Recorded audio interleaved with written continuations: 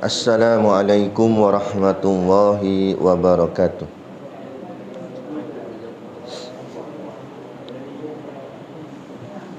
Ila hadrati Sayyidina wa habibina wa syafi'ina Muhammadin sallallahu alaihi wasallam, wa ila arwahi abaihi wa ikhwanihi minal anbiya'i wal mursalin,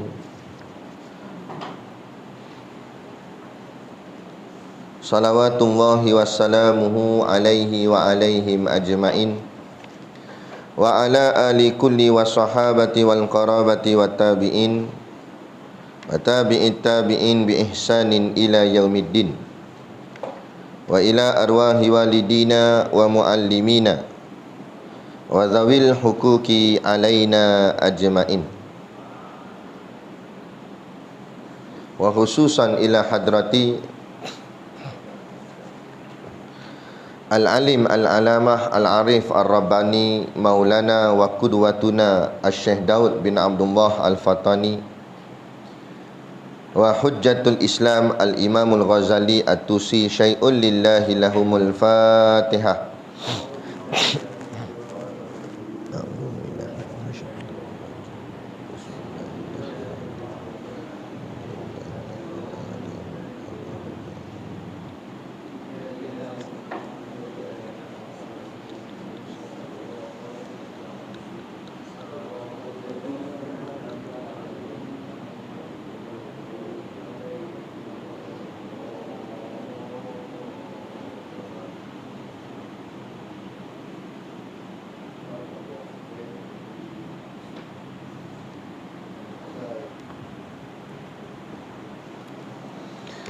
Bismillahirrahmanirrahim. Alhamdulillahi rabbil alamin, wassalatu wassalamu ala asyrafil anbiya'i wal mursalin Sayyidina Muhammadin wa ala alihi wa sahbihi ajma'in. Subhanaka la ilma lana illa ma 'allamtana innaka antal alimul hakim. Rabbi syrah li sadri wa yassir li amri wahlul 'uqdatam min lisani yafqahu qawli. Wala haula wala quwwata illa billahil aliyil azim. Amma ba'. Alhamdulillah, kita sama-sama panjatkan syukur kehadраtillah Subhanahu wa ta'ala yang dengan limpah dan kurnianya diizin oleh Allah Subhanahu wa ta'ala kepada kita pada pagi ini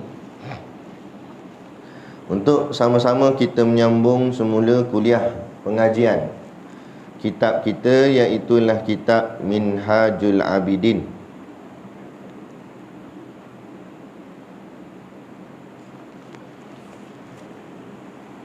Yang moga-moga dengan pengajian ini akan membersihkan akan segala kekotoran yang ada di dalam hati kita, sehinggalah kita balik bertemu Allah dalam keadaan yang sebenar-benar bersih.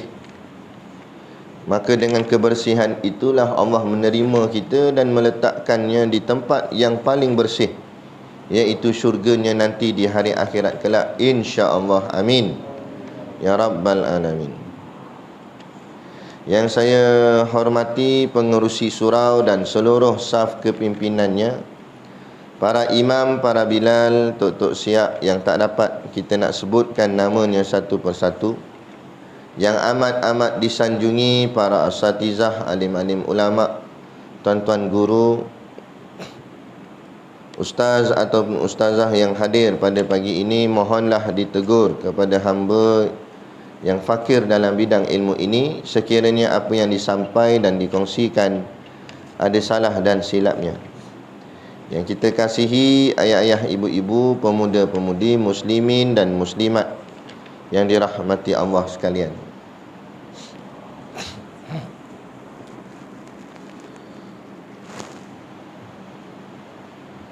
Allah Subhanahu wa ta'ala berfirman, A'udzu billahi minasyaitonir rajim. Ala innahum humul mufsiduna walakin la yash'urun.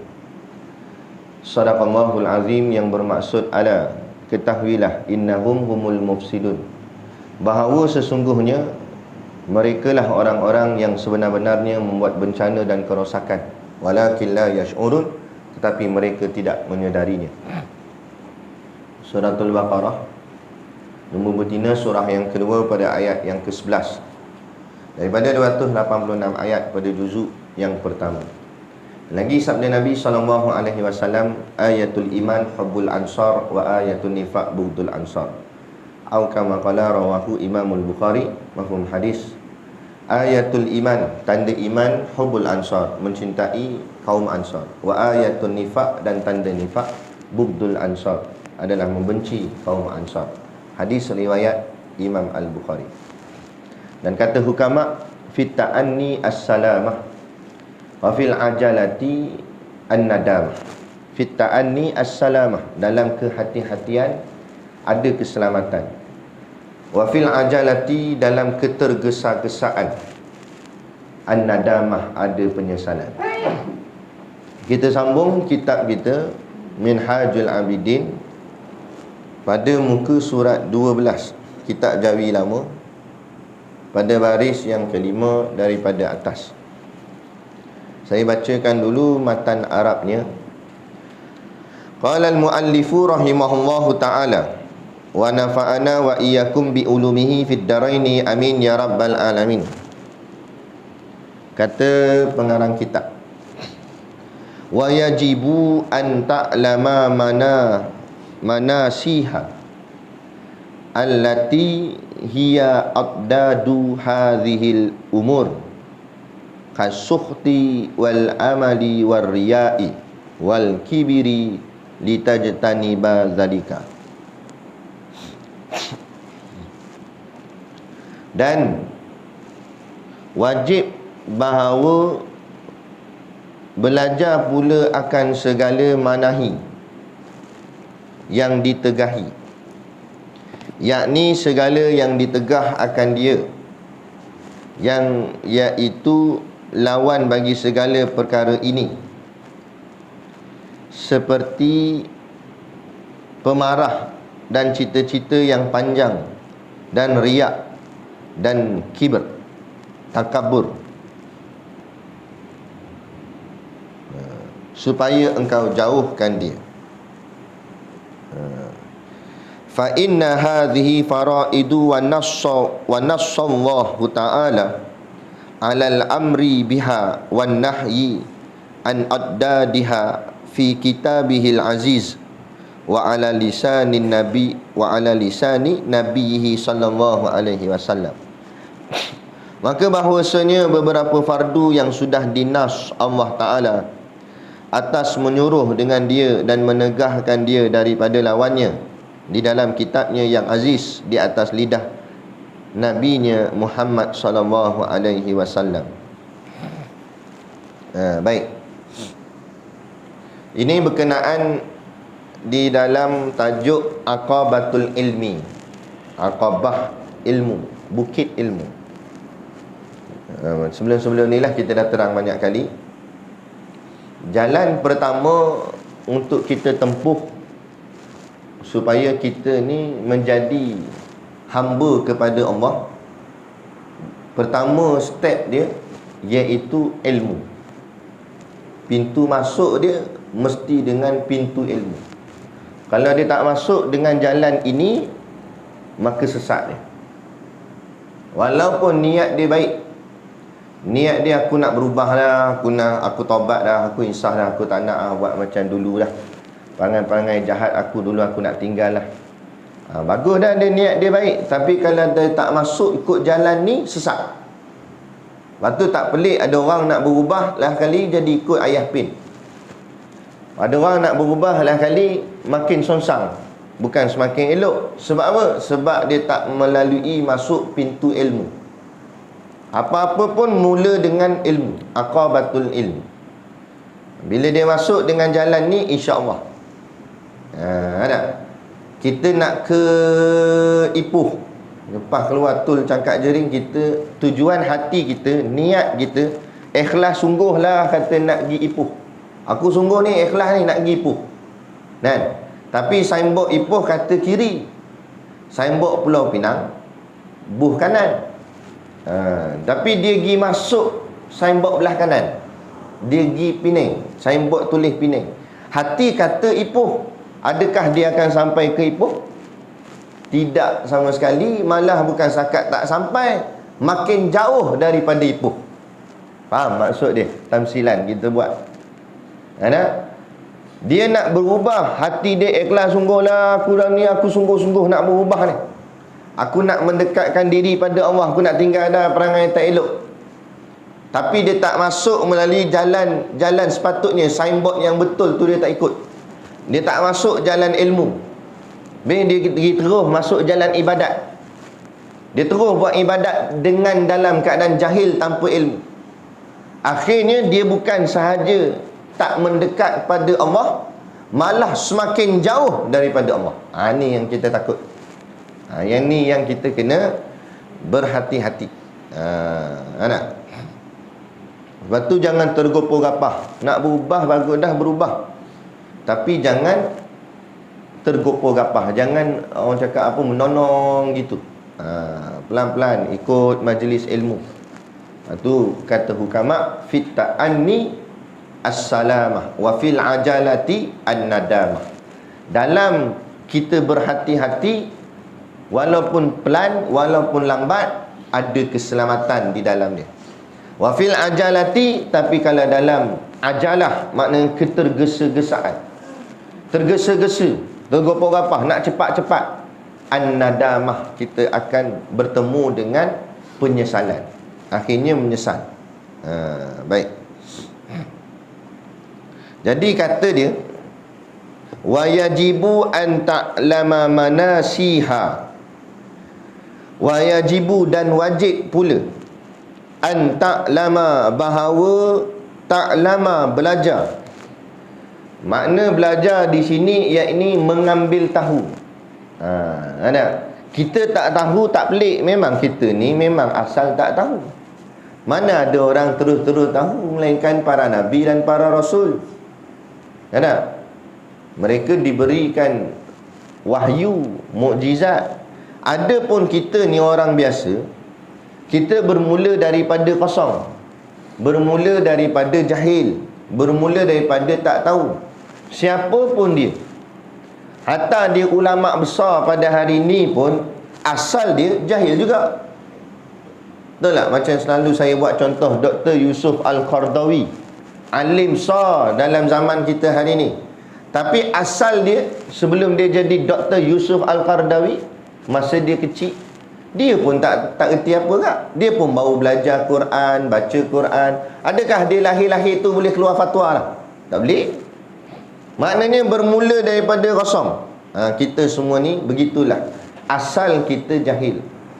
Lepas tu Allah nak tunjukkan hikmah alam kepada kita. Sebab tu bermulanya hari dalam Islam ialah malam, bukan pagi. Kalau ikut kalender orang putih ni, permulaan hari kita pagi ya. Tapi permulaan bagi orang Islam bukan pagi. Permulaan bagi orang Islam ialah tenggelam matahari, yakni bermula waktu maghrib.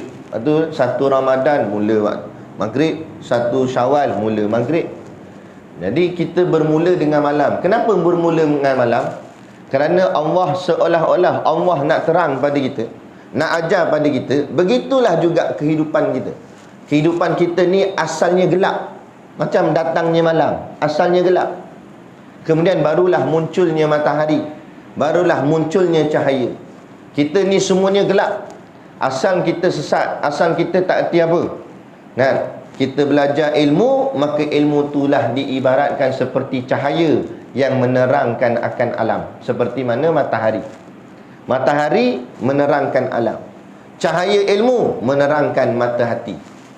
Bila ada ilmunya, barulah terang mata hatinya.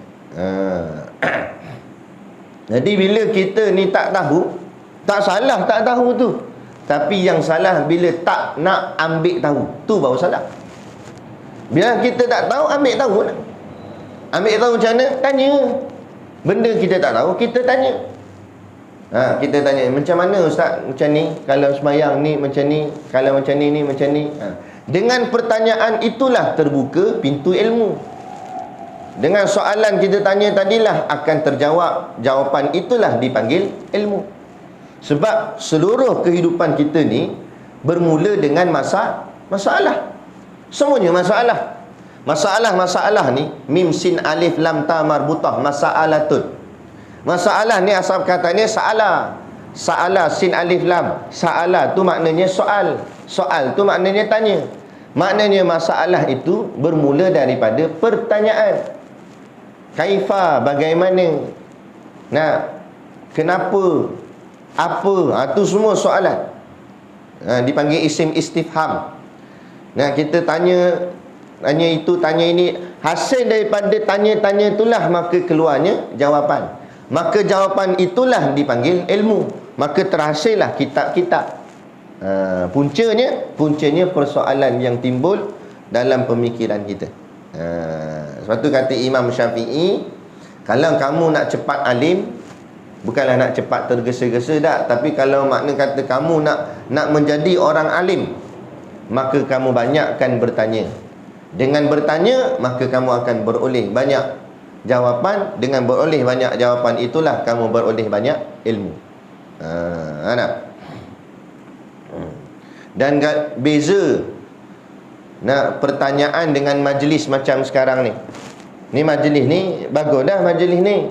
Tapi tak semua apa yang saya kata masuk dalam kepala. Sebab apa? Sebab boleh jadi apa yang saya kata ni kita sambil lewa. Kita dengar tak dengar gitu, masuk telinga kanan, keluar telinga kiri. Sebab apa? Sebab boleh jadi pemikiran kita fikir, kita tak tahu sama ada apa yang saya kata ni penting atau tak penting. Banyaknya kita rasa macam tak penting, jadi dia masuk gitu. Tapi kalau kita tanya, maknanya penting tak penting? Bila kita tanya, maknanya kita nak jawapan. Sebab tu kita tanya. Sebab tu bila orang yang bertanya, dia akan fokus. Sebab dia nak menghasilkan jawapan tu. Dia nak jawapan tu, dia nak hasil dia. Kenapa ustaz gini? Nah, dia menunggu jawapan daripada ustaz tu. Dengan menunggu itulah dia akan fokus betul-betul. Kalau ustaz tu dah jawab pun dia tak faham lagi. Tapi ustaz, kalau dia ada tapi pula lah, dia tanya lagi. Sebab dia nak dapat hasilnya faham. Bila dapat hasilnya faham, itulah ilmu yang kejap kemas di dalam kepala dia. Dia akan tersimpan dalam ni, dia ingat. Sebab tu bila-bila pula berlaku pula apa-apa masalah, aku ingat hari tu ustaz cakap gini. Sebab aku tanya ustaz dah hari tu. Nampak? Itulah namanya ilmu. Tu baru sebenar-benarnya ilmu. Duduk gini belum tentu lagi kita pun tak dengar dah. Nah, kena pula cakap-cakap pun sikit dah tak apa dengar pula. Mana ustaz ni? Mana ustaz ada depan ni, dia tak tahu ke mana. Ada. Tu cerita dia kan. Ada. Jadi kita banyak akan bertanya, tapi ada adab-adab dia juga. Janganlah tanya benda merepek. Tanya yang memang jadi keperluan dalam kehidupan kita, khususnya dalam soal akhirat kita, hal ibadat ke, hal akidah ke, hal pegangan hati kita dan sebagainya. Begitu. Jadi dia kata wajib pula bahawa belajar, yakni dengan erti kata ambil tahu akan, dia kata apa dia, manasiha, akan segala manahi. Manahi itu apa dia? Manahi ni asal kataannya nahi. Nahi ni maknanya tegah. Tegah ni maknanya larangan lah. Larangan ni ada dua. Satu dipanggil tegahan karahah, yakni makruh. Satu lagi tegahan haram. Jadi larangan tu ada dua. Satu larangan makruh, satu lagi larangan haram. Apa beza larangan makruh dan larangan haram? Larangan haram beratlah. Kerana larangan haram ni bukan setakat dilarang, tapi diancam dengan azab. Siapa yang tak semayang akan dihumban ke dalam neraka Jahannam atau neraka Saqar. Jadi makna kata ada ancaman. Tak semayang, dia masuk neraka. Dan larangan daripada meninggalkan semayang. Apa lagi larangan? Dilarang minum arak, kerana minum arak akan masuk neraka. Ada ancaman neraka tu. Itu bila ada ancaman azab, bermakna hukum di sana ialah haram. Itu kaedah dia. Ini kaedah yang simple saya tunjuklah. Kalau nak panjang lagi, nak hurai dia, kaedah qawaidul fiqhiyah, kaedah fiqh. Tapi kalau larangan itu tidak ada ancaman, maka larangan tu masuk dalam kumpulan larangan makruh. Larangan makruh, tidak ada ancaman. Contoh dia, jangan, Nabi kata nak semayang jangan makan bawang, kerana elatnya makanan itu berbau, dia boleh mengganggu jemaah yang lain. Tapi ada ancaman tak? Siapa makan bawang semayang, masa nak semayang dia makan bawang, masuk neraka. Tak ada sebut. Nabi tak sebut begitu. Bila tak sebut gitu, maka hukumnya bukan haram, cumanya makruh. Walaupun ianya makruh, dia tetap duduk dalam konteks larangan ataupun nahi. Bagi hamba yang baik pada Allah Ta'ala, hamba yang taat pada Allah Ta'ala, tak kisahlah larangan tu ada ancaman ataupun tidak, tapi bila perintahnya larang, atas taat dia takkan buat. Kita bermain-main, kita ala makruh je ustaz, kita kata pak. Itu maknanya tak cukup baik lagi dah tu. Baik-baik dah, tapi tak cukup baik. Kalau betul-betul baik hubungan kita dengan Allah, tak payah kata ada ancaman atau tak ada ancaman. Bila sebut larangan Allah, kita tinggal terus. Sebab apa? Sebab apa kita tinggal? Sebab kita kasih pada Allah. Sebab tu kasih ni pula ada dua. Sayang pada Allah ni ada dua dia punya maqam. Takut dia tu, dia takut pada Allah ni ada dua maqam takut dia. Pertama, takut kerana azab. Ini kebanyakan kita takut azab Allah, takut nanti sakaratul maut, Allah siksa kita nak mati, takut nanti dalam kubur, alam barzakh teruk kena tanya, takut nanti hari akhirat nak jatuh titian sirat, takut nanti di hari akhirat masuk neraka. Itu takut tu. Baguslah, memanglah bagus dia takut. Tapi ada makam lagi tinggi takut dia. Dia bukan persoal dah tentang takut neraka, takut azab, bukan itu dah. Tapi yang dia takut ialah takut kasih Allah tu hilang. Kalau setakat kita takut azab, kalau setakat kita takut dosa, nescaya sebab tu kita menganggap perbuatan makruh tu ringan. Lepas tu kita kata alah makruh je ustaz. Sebab apa? Sebab makna makruh tak kena dosa. Betul tak?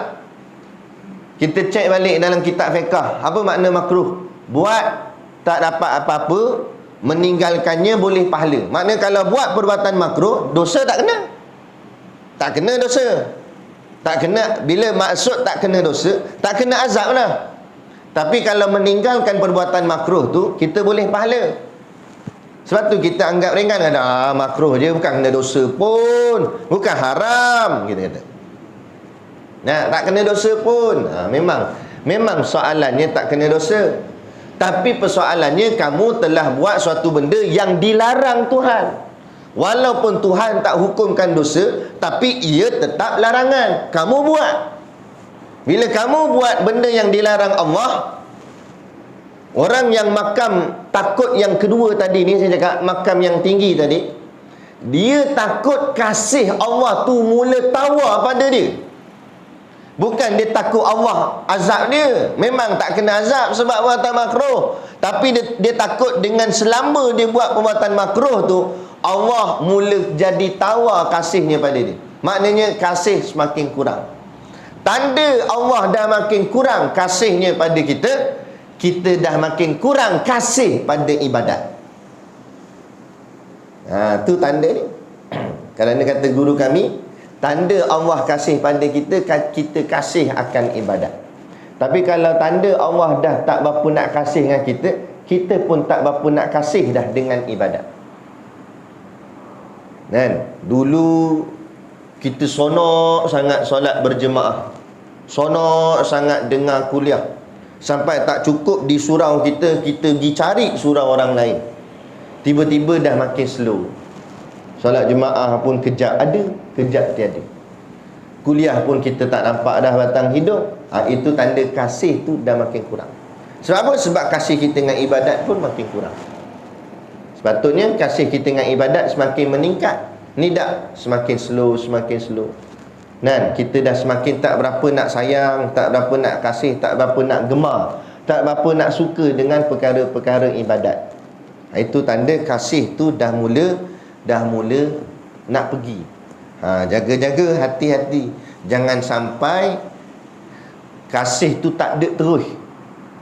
Sikit-sikit boleh tahan kira lah, ada juga kasih, cuma kurang.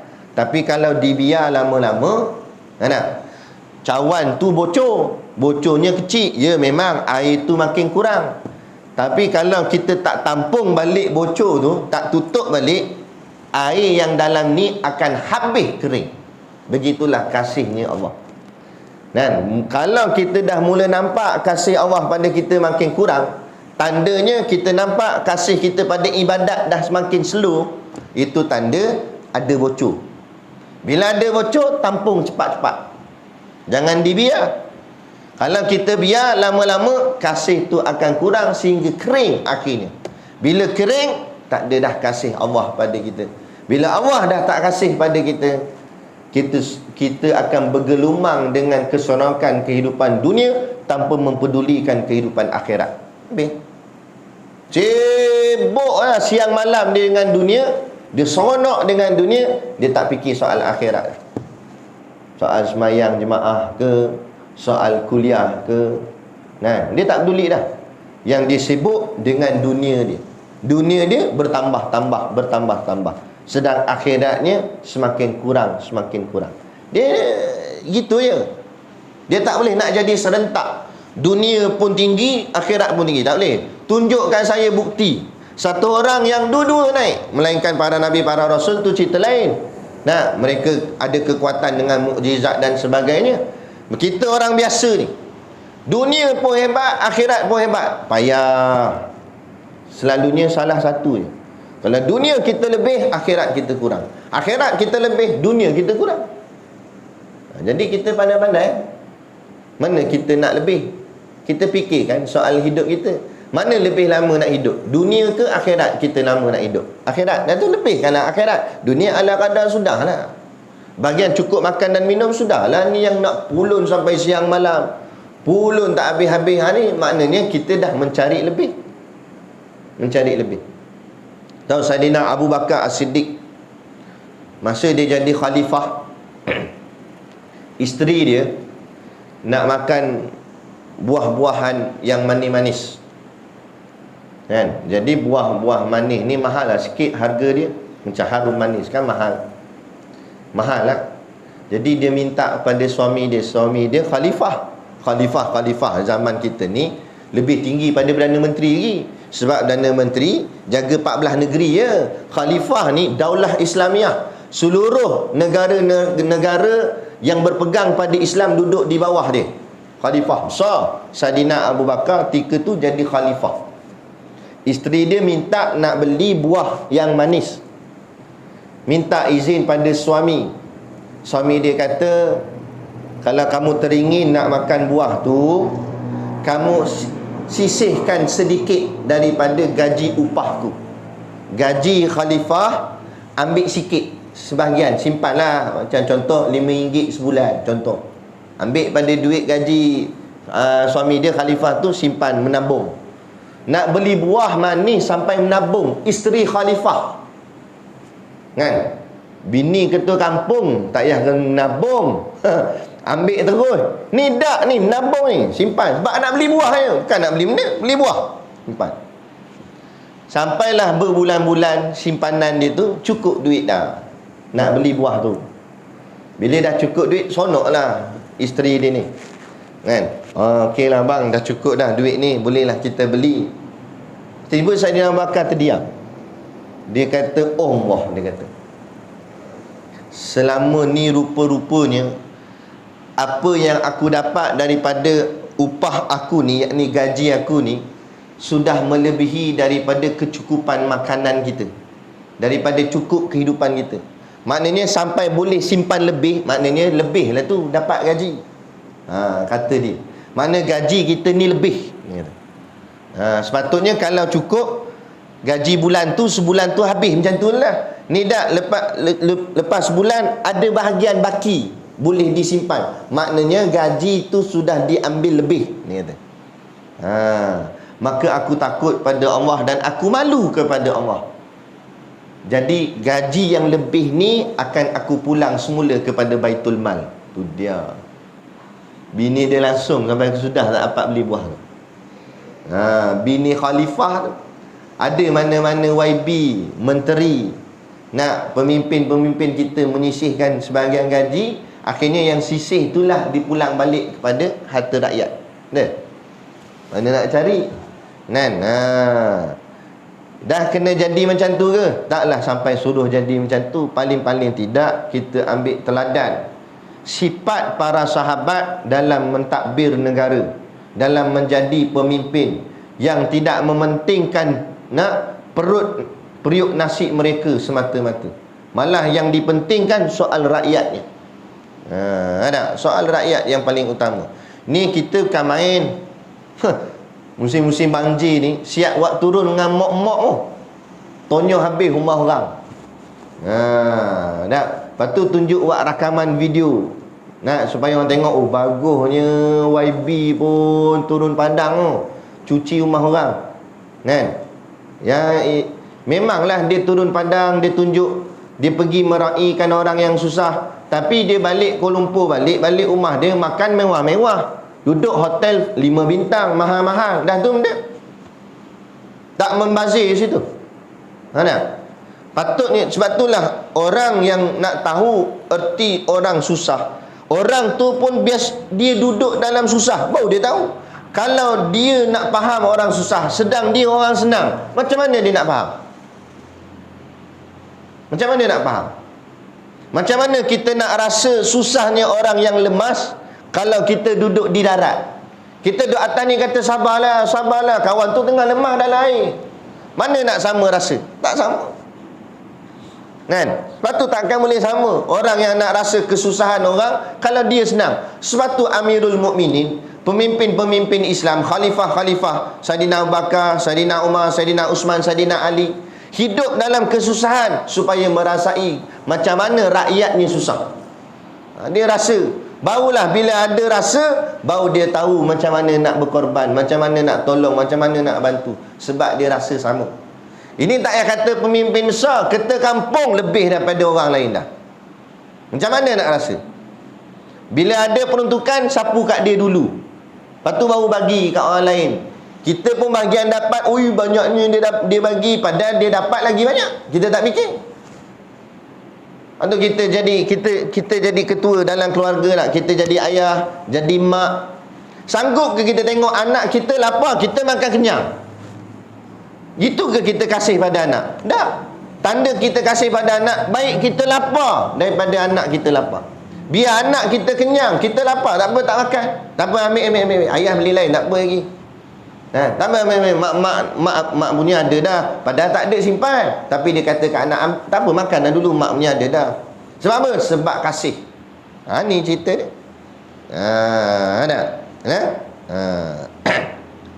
Sebab dia, inilah dia tak faham tujuan dan amanah yang dia pikul.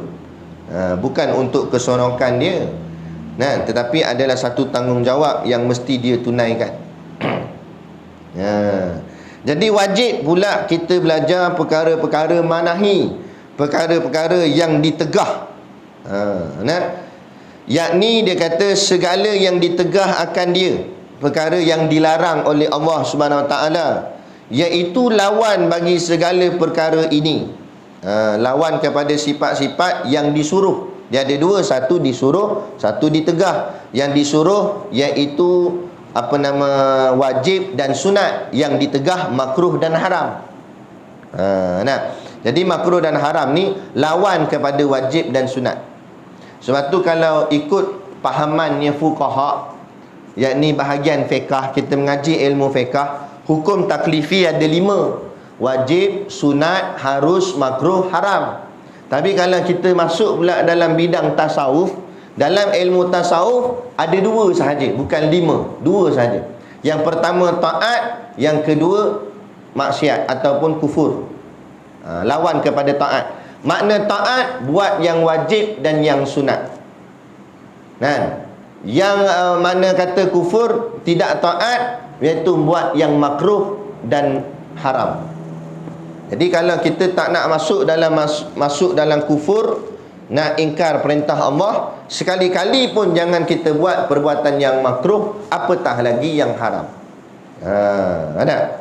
Sebab tu dia kata segala yang ditegah itu iaitu lawan bagi segala perkara ini. Perkara ini maknanya perkara yang baik, yakni wajib dan juga sunat. Lawan dia.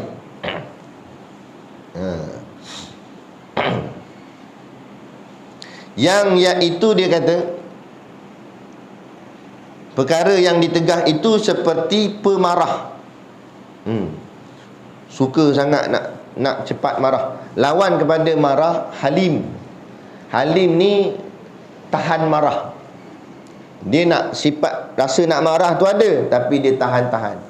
Melainkan marah pada tempatnya dibenarkan. Contoh marah ketika Allah dihina. Apa? Tu marah tu bukan setakat marah tu disuruh pula. Wajib kita ada rasa marah bila Allah dan Rasul dan agama kita diperlekehkan, dipermainkan, dihina. Wajib kita ada rasa marah. Kalau tak ada rasa marah, bermakna ada something wrong antara hubungan kita dengan Allah dan Rasul dan juga agama kita sendiri. Soal tindakan tu nombor dua. Paling tidak rasa marah ada. Orang hina Allah, buat gambar karikatur, gambar Allah, gambar Nabi kita. Paling tidak soal nak buat himpunan ke apa, tu nombor dua. Paling tidak nombor satu, rasa marah tu ada dulu. Apa ni? Hina Allah ni, hina Nabi ni, hina agama ni. Tu kena ada dulu. Tu sebab marah yang disuruh. Tapi marah yang ditegah ni, marah yang tak ada kait dengan soal akhirat, soal dunia. Ada. Soal dunia tak payahlah marah-marah sangat. Bahagian sikit tu tak apalah, sikit. Ada. Ini teruk sangat. Selipar hilang je, marahkan main. Siapa dia bodoh sangat ni yang ambil selipar aku? Tak ada selipar, beli lah, ambil selipar orang. Buat apa? Bising. Padahal selipar dia bukan mahal mana. Nak longgok RM10. Nak dapat sebakul RM10 tu. Ada lagi kat rumah dia simpan. Kan? Tapi yang kat surau tu hilang. Marah sangat. Padahal kawan tu pergi tandas sat je, pinjam sekejap. Sebab kalang kabut tadi tak tahan nak terkeluar dah. Dia sapulah mana-mana selipar, ambil selipar dia. Kan? Marah. Kan? Betul dah kawan tu dalam konteks dia memang dia salah sebab mengambil hak orang tanpa minta izin. Tapi bahagian kita pula, kan? Patut ke kita nak marah sangat soal selipar je pun? Ada.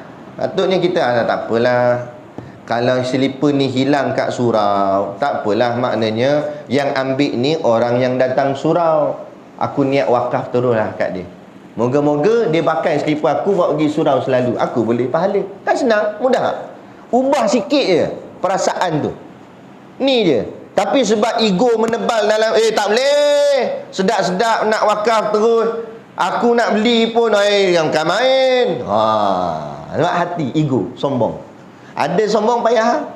Semua benda buat kerja tak jadi. Lepas tu buang ego tu. Tak payah nak marah sangat. Sebab barang dunia ni, barang kita boleh buat balik, boleh repair, boleh beli. Tapi kalau barang akhirat hilang, nak repair kat mana? Nak beli kat mana? Kan? Barang akhirat.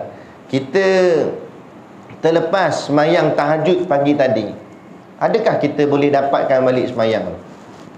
Takkan boleh sampai bila-bila. Lepas tu ada satu kisah yang diceritakan oleh Habib Smith kepada anak murid dia. Dia cerita, ada satu hari seorang ni dia memang sentiasa jaga solat jemaah. Dia tak pernah tinggal solat jemaah. Jaga sangat solat jemaah. Satu hari lepas maghrib, dia balik ke rumah, ada tetamu datang. Jadi melayan tetamu ni keutamaan juga. Dia pun layan tamu ni. Tamu ni keluar pada rumah dia sedikit lewat, nak dekat masuk insya' dah baru balik kawan ni. Bila kawan ni dah balik, tamu ni dah balik, dia pun bergegas siap-siap nak pergi masjid, nak semayang jemaah isyak di masjid. Siap-siap. Bila dia sampai saja di masjid, orang tengah semayang. Dia terlepas takbiratul ula. Dia ni sentiasa dapat takbiratul ula. Tahu takbiratul ula? Takbir yang bersama dengan imam. Bila terlepas, dia kata, Allah, ruginya aku. Dia berlari ke masjid yang lain. Dia tinggal masjid tu, dia pergi masjid lain pula. Sebab nak dapat takbiratul ula, dengan harapan masjid lain baru nak semayang. Gigi masjid yang kedua dia pergi ni, dah cakap dah setengah semayang, lagi jauh. Dia pun berlari pula masjid yang ketiga, sebab nak dapat takbiratul ula punya pasal. Kerana dia rasa ruginya dah terlepas fadilat takbiratul ula tadi. Dia pergi berlari ke masjid ketiga, tengok-tengok orang dah bagi salam, habis dah semayang jemaah. Menangis dia macam budak-budak. Ni orang yang kasih pada ibadat. Kita tengok, salam dah. Boleh semayang seorang, cepat sikit dengan main imam lama ni. Itu kita. Sebab kasih tu tak ada. Ni dia kasih ibadat sampai menangis dia. Terlepas takbiratul ula berjemaah dengan imam, Allah menangis dia. Kemudian dia semayang lah, semayang isyak tu. Lepas tu dia balik ke rumah, dia nekat. Nah, dia kata, aku rasa bersalah pada Tuhan. Padahal dosa tak ada. Tak dosa pun tinggal jemaah, tapi dia rasa bersalah pada Allah. Kerana ni ketinggian makam tu beza orang awam dengan mereka, kita dengan wali-wali Allah semua tak sama. Sebab tu jangan kita pandang sama. Kasih mereka pada akhirat, kasih kita pada dunia. Akhirnya dia nekat dekat rumah tu, dia kata, aku nak ganti balik solat jemaah yang aku terlepas ni dengan cara aku akan buat semayang sunat mutlak, dengan aku kalikan 4 rakaat isyak ni dengan 27 darjat. Mana 4 kali 27 apa? Kat 100 lebih kalau tak silap saya kira itu. 108 ke berapa dah? 108 rakaat, bayangkan. Dia kata dia nak buat 108 rakaat. Dia pun buat Allah 108 rakaat. Tapi tak sampai. Baru sampai setengah. Kat 50 macam tu lah kot. 50 rakaat itu dia dah keletihan. Dia penat. Semayang lama pun penat juga. Akhirnya dia duduk sekejap. Duduk rehat sekejap, dia tertidur. Yalah, lepas isyak buat 108 rakaat. Kira-kira tengah malam juga sampainya. Mungkin kat 2-3 pagi waktu tu. Ngantuk, letih, penat, tertidur. Dalam tidur Allah kurniakan dia sebuah mimpi. Dalam tidur tu dia bermimpi. Dia mimpi dia nampak ada segerombolan orang. Ramai duduk jalan kaki. Dia ni kat belakang, dia kejar kawan tu. Lagi kuat dia lari, tak sampai-sampai. Pada orang depan tu jalan macam tu je, kejar tak dapat. Lain kali segerombolan ni pula naik atas kuda, jalan dengan kuda pula. Lagi kuat dia kejar, sungguh-sungguh sampai dia penat berlari tu kejar. Tak sampai-sampai. Akhirnya yang kumpulan tadi, rombongan tadi berhenti, dan salah seorang ni pusing ke belakang dan kata kat dia, sekuat mana pun kamu berlari pada kami, kamu takkan sampai pada kami. Sekuat mana pun kamu berlari pada kami, kamu takkan sampai pada kami. Dia kata, kenapa? Kerana kamilah solat isyak berjemaah yang kamu terlepas. Maknanya, gantilah solat sunat banyak mana pun takkan dapat pahalanya sama macam solat jemaah isyak yang dia tertinggal tadi.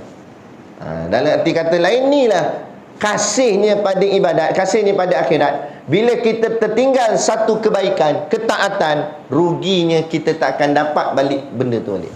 Macam tadi yang saya sebut, kita terlepas tahajud pagi tadi, kita takkan boleh dapat balik tahajud pagi tadi punya. Buatlah macam mana pun, takkan dapat balik. Bila kita faham benda ni takkan dapat balik, kita akan rasa kasih pada dia. Kalau aku sengaja tinggal, tertinggal boleh lagi, tapi sengaja tinggal, Allah ruginya, sayangnya. Kalau kita kasih pada majlis ilmu, kasih pada ilmu, kita takkan tinggal. Kalau kita tinggal, kita ruginya, pagi tadi ada kuliah, aku tak dapat duduk tak dapat dengar. Kurang-kurang aku dapat juga teguran daripada Allah pada hari ni. Ni hari ni aku tak dengar langsung, seolah-olah Allah tak tegur aku. Jadi dia rasa rugi, dia rasa sayang, dia rasa kasih. Ini tanda seseorang tu kasih pada ibadat. Akan segala manahi, iaitu segala sifat yang dilarang akan dia, seperti contohnya pemarah.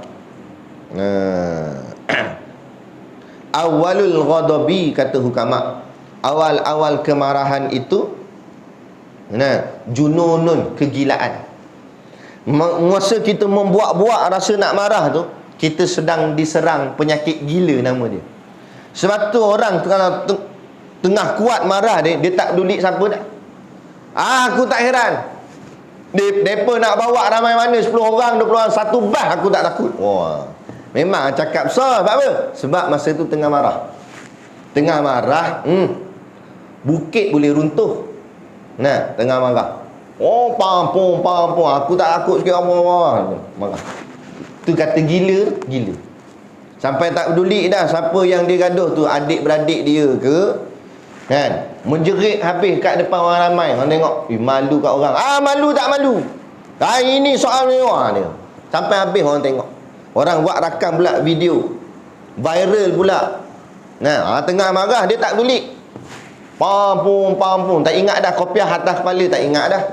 Tak tahu, tak ingat dah siapa dia. Memang dia tak ingat sebab jununun, gila.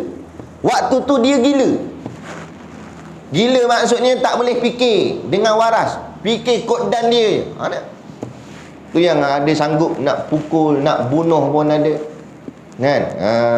Wa akhiruhu nadamun, kata ulama.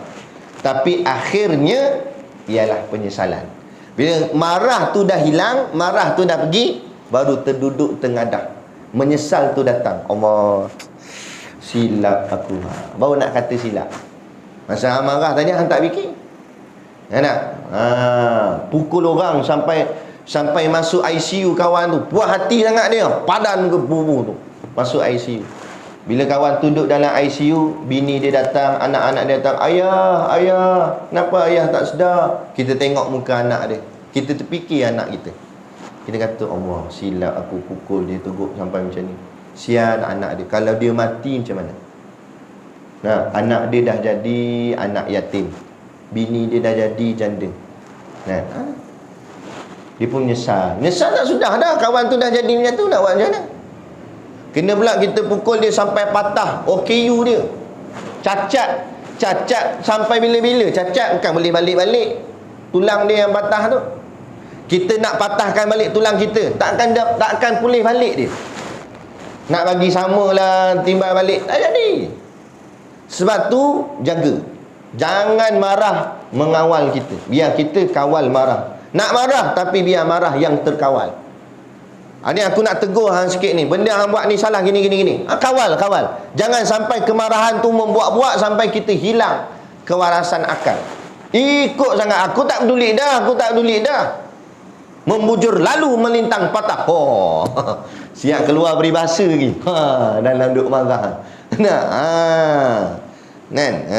Sebab tu Nabi ajar, bila tengah marah ambil uduk. Kerana apa? Marah tu setan, kata Nabi.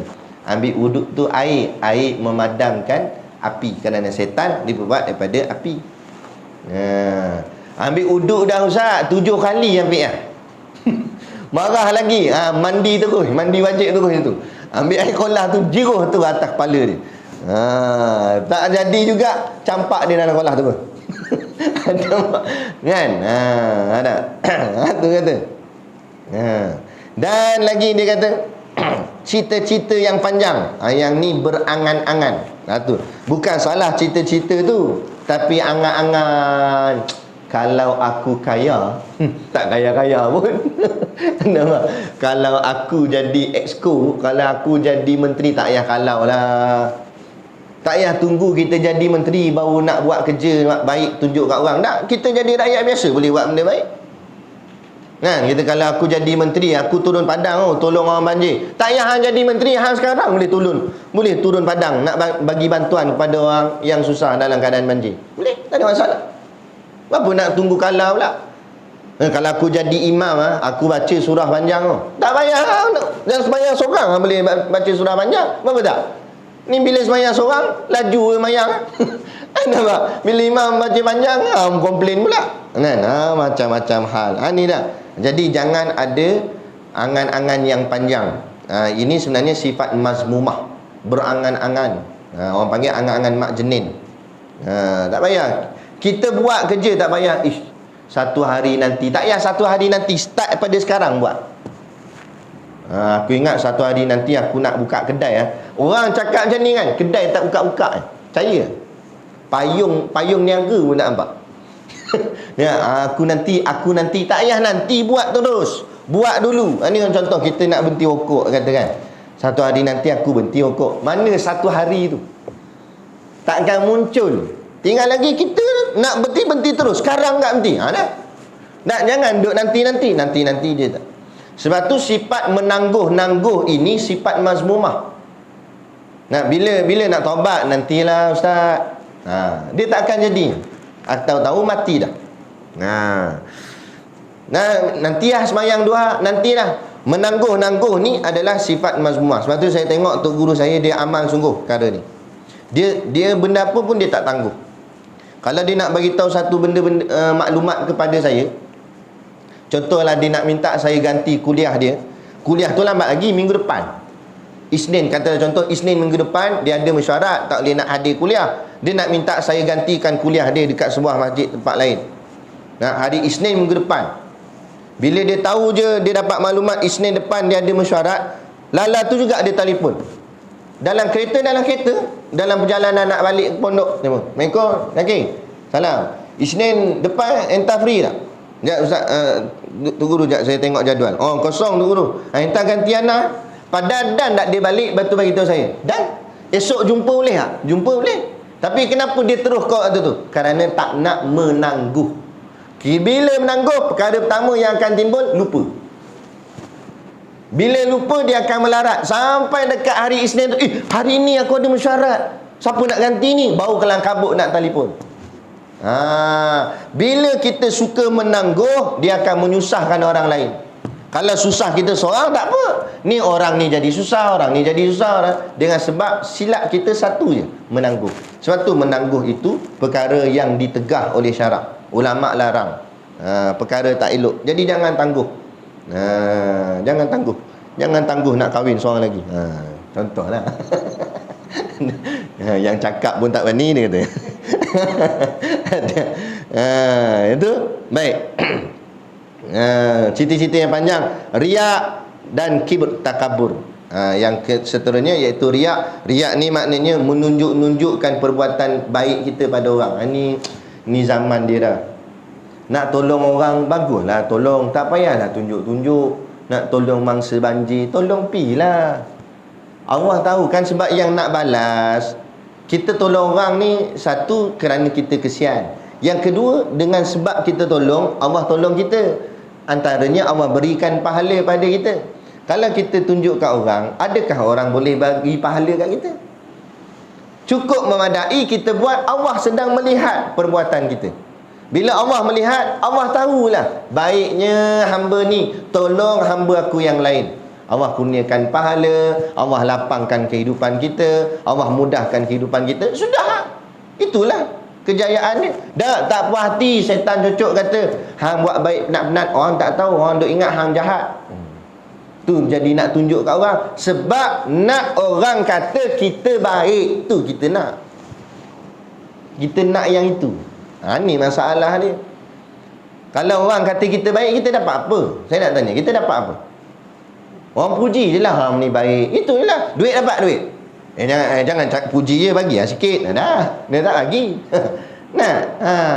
Dia cakap je, dia dapat apa? Tapi kalau Allah tahu kita baik, apa ganjaran kita dapat? Lebih pada segala-galanya, lebih pada duit lagi. Allah bagi syurga, minta apa saja dapat duduk dalam tu. Jadi cukuplah Allah tahu. Nak buat apa nak makhluk tahu.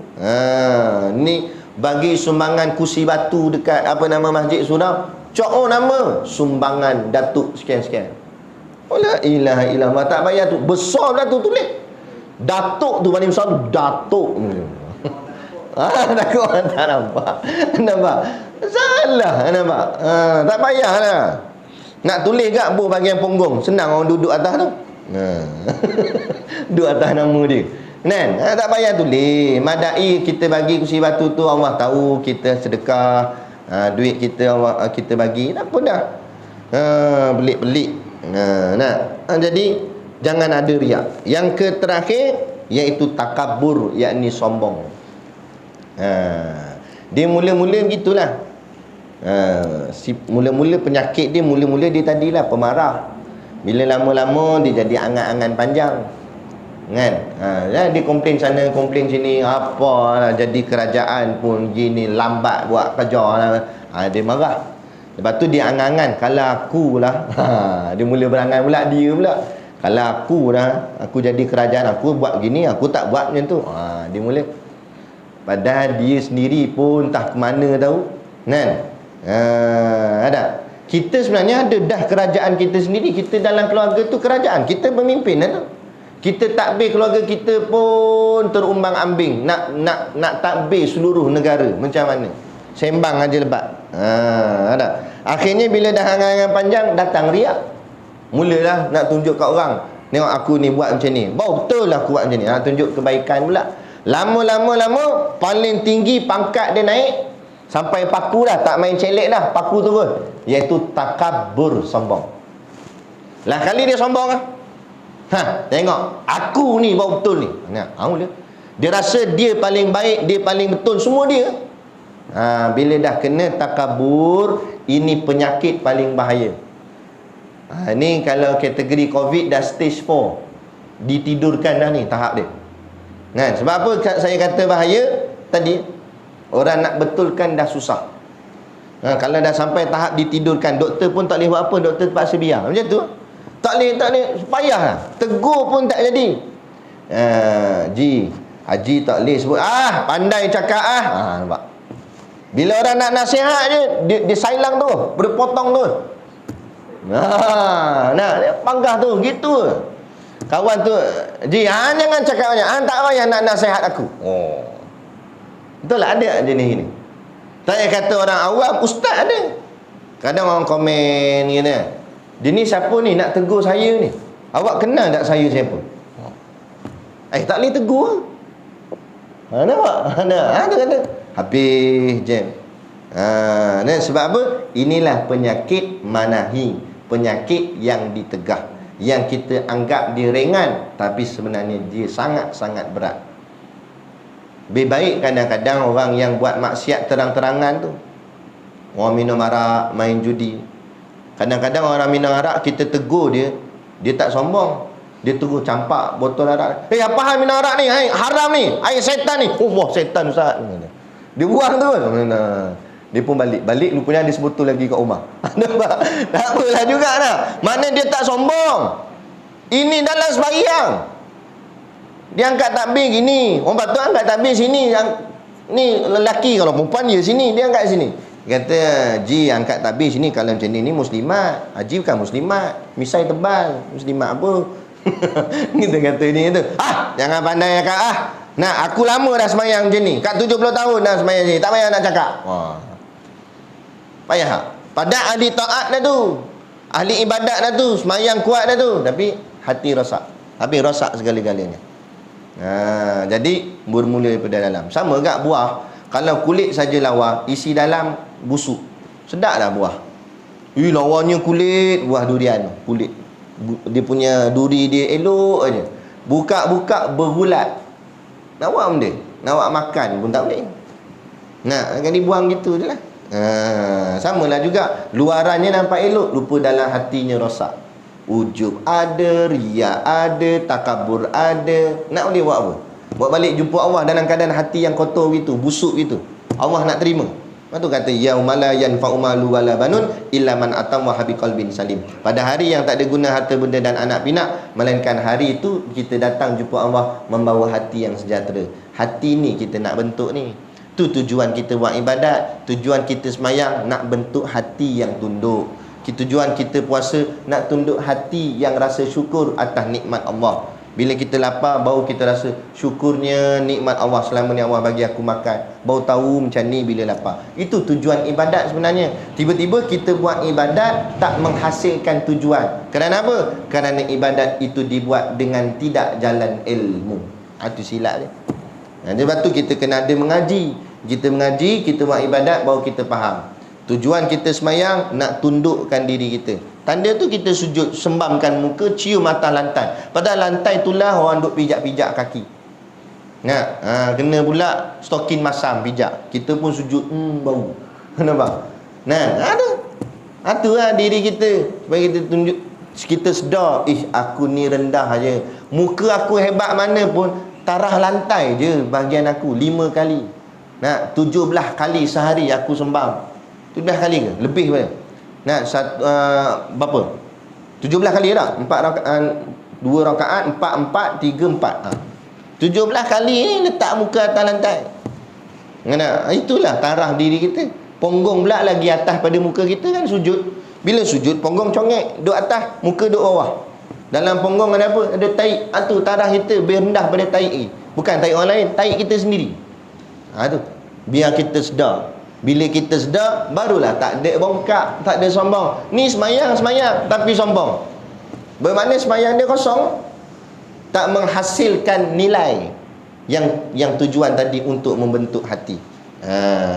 Jadi kita berhenti sini dan kita akan sambung katanya. Saya habiskan sikit lah. Supaya engkau jauhkan dia. Kita belajar ilmu-ilmu perkara-perkara yang ditegah tadi ni dengan tujuan kita kenal dia untuk kita jauhkan diri kita daripadanya.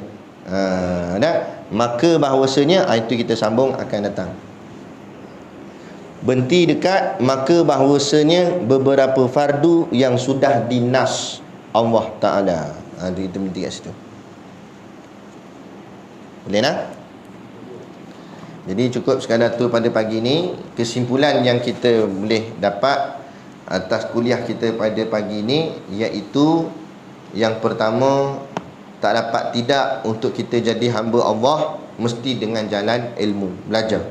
Dan antara ilmu yang mustahak atau utama yang kita kena mengajikan, iaitu ilmu manahi, ilmu tegahan. Apa yang ditegah oleh Allah. Dan yang paling tinggi tegahannya itu ataupun yang paling mustahak, iaitu tegahan dalaman. Itu sifat-sifat batin, iaitu riya, ujub, takabur, angan-angan. Yang tu semua kita kena belajar supaya kita tinggalkan dia, kita jauhkan dia. Kerana benda-benda inilah yang akan merosakkan kita. Sebab tu sama juga penyakit jasad. Kalau penyakitnya di luar senang dirawat, tapi kalau penyakitnya di dalam payah nak rawat. Kalau kita lebam luka kat luar ni, jatuh kan luka, boleh sapu ubat gamat kan? Senang nak rawat sebab dia kat luar. Tapi kalau penyakit tu kat dalam, jantung berlubang kat dalam, macam mana nak buat? Boleh sapu gamat sini, jantung lubang, sapu gamat ni. Dia apa? Kena operate, kena bedah, masuk wire lah, apa macam-macam hal, payah. Kadang 50-50, kadang hidup, kadang tak, jadi payah. Begitu juga penyakit rohani kan, penyakit akhirat. Jadi penyakit minum arak, penyakit main judi, penyakit tu kadang-kadang senang nak dirawat. Boleh kita bubuh betul-betul. Banyak orang berubah, berhijrah daripada jahat, berubah jadi baik kan, daripada kaki maksiat jadi kaki taat, boleh berubah. Tapi penyakit hati, dia main kat dalam, payah. Dalam ahli taat tu imam kena, ustaz kena, ulama kena. Macam mana nak buat? Melainkan inilah kita kena selalu. Sebab tu pesan Tok Guru pada Tok Guru Siddiq Noh, Tok Guru Haji Hitam, dia pesan kepada Tok Guru Siddiq Noh. Tok Guru Siddiq Noh pesan ke kami, dia kata jangan, pastikan hidup kamu dalam sehari jangan tinggal membaca kitab-kitab tasawuf. Dalam sehari jangan tinggal. Kalau tak dan pun baca sebaris pun tak apa, kata dia. Kerana apa? Kerana kitab-kitab tasawuf ni lah tazkiyatun nafs, dia mencuci hati. Dia ibarat macam kita tiap-tiap hari kita mandi, macam tu baru lepas badan kita wangi, badan kita sihat. Cuba kalau tak mandi seminggu, busuk apa semua, macam tu lah. Kalau hati ni tak dicuci, bayangkan kotornya macam mana, busuknya macam mana. Jadi tak elok, jadi jahat kita. Nampak rupa macam baik, hati jahat, tak guna tak? Jadi moga-moga insya-Allah apa yang kita kongsi dan sampaikan ni memberi manfaat kepada kita bersama, khususnya diri saya sendiri dan umumnya kepada tuan-tuan semualah, insya-Allah. Moga-moga Allah selamatkan kita di dunia dan di akhirat, insya-Allah. Jadi cukup sekadar tu. Wabillahi taufiq wal hidayah. Assalamualaikum warahmatullahi wabarakatuh.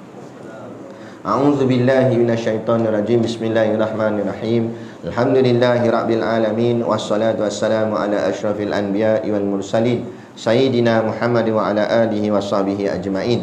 Allahumma taqabbal minna salatana wa du'aana innaka antas samiul alim wa tub alaina innaka antat tawwabur rahim. Allahumma ja'al dinana dinan nabi Muhammadin sallallahu alaihi wasallam wa islamana islamal muslimin wa imanana imanal mu'minin wa salatana salatal khashiin wa a'malana a'malas solihin wa niyatana niyatal mukhlisin wa dhunubana ya Allah dhunubal mustaghfirin wa hayatana hayatal ulama wa mautana bimautis syuhada wa adkhilnal jannata ma'al anbiya'i alaihimus salatu wassalam. Rabbana atina fid dunya hasanah wa fil akhirati hasanah wa qina adzabannar wa qina adzabannar wa qina adzabannar. Sallallahu ala khairi khalqihi sayyidina Muhammad wa ala alihi washabihi wasallam. Subhana rabbika rabbil izzati amma yasifun. Salamun alal mursalin walhamdulillahi rabbil alamin.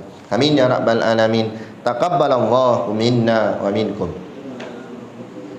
Takbir.